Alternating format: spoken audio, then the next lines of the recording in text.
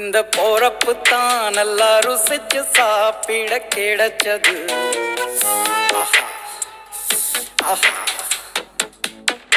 அத நினைச்சுத்தான் மனோ உலகம் முழுவதும் பருக்குது.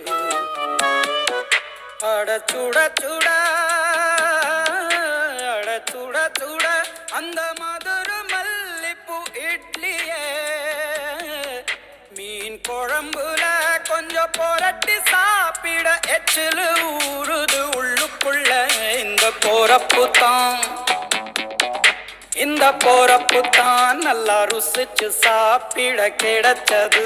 இந்த போறப்பு தான் நல்லா ருசிச்சு சாப்பிட கிடைச்சது. அத நினைச்சு தான் மனோ